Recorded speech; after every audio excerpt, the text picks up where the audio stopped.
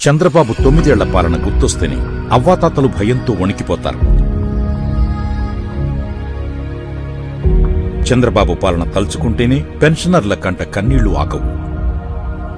చంద్రబాబు పాలనలో పెన్షన్ తీసుకోవడానికి అవ్వాతాతలు పడిన అవస్థలు అన్నీ ఇన్ని కావు. మలివయస్సులో అవ్వాతాతలకు పెన్షన్ ఇచ్చి అండగా ఉండాల్సింది పోయి వారిని అనేక ఘోర అవమానాలకు గురిచేశారు.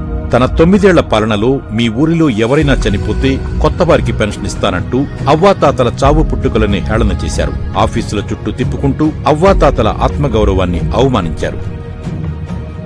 బ్యాంకులో పొద్దున 7కి వచ్చారు. రోడ్ల మీద నిలబడిపోయింది. చాలా మంది ముసలోళ్ళు, సుబ్రన్నోళ్ళు, బీపీళ్ళు అసలు 2 బ్యాంకులో పడిపోయింది.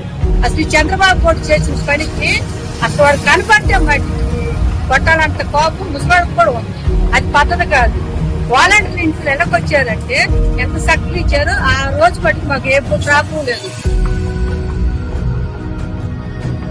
చంద్రబాబు 9 ఏళ్ల పాలనలో 3 నెలలకు ఒకసారి మాత్రమే 50 రూపాయలు ఇచ్చేవారు. అది కూడా గ్రామంలో కేవలం 30 మందికి మాత్రమే పెన్షన్ ఇచ్చేవారు. అదే మిగతా అర్హులు ఎవరైనా పెన్షన్ కావాలని దరఖాస్తు చేసుకుంటే ప్రస్తుతం పెన్షన్ అందుకుంటున్న వారిలో ఎవరైనా చనిపోతే కొత్త వారికి పెన్షన్ ఇస్తామని చెప్పేవారు.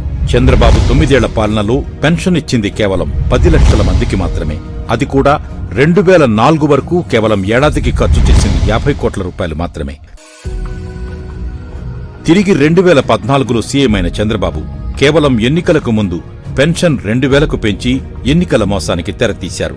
అది జగన్ పెన్షన్ 2000 చేస్తానని 2019 మేనిఫెస్టోలో పెడితే భయంతో అవ్వాతాతల పింఛన్లు పెంచారు చంద్రబాబు. టీడీపీ సర్కార్ ఎన్నికలకు 6 నెలల ముందు వరకు ఇచ్చిన పెన్షన్ల సంఖ్య కేవలం 39 లక్షలు కాగా ఇప్పుడు సీఎం జగన్ ప్రభుత్వం 66.34 లక్షల మందికి పింఛన్లు అందజేస్తోంది. ఒక్కరు చనిపోతేనే మరొకరికి పెన్షన్ ఇస్తానన్న చంద్రబాబు లాంటి వ్యక్తి ఇప్పుడు అవ్వాతాతలకు 4000 పెన్షన్ ఇస్తానంటూ మరోమారు చెబుతున్నారు.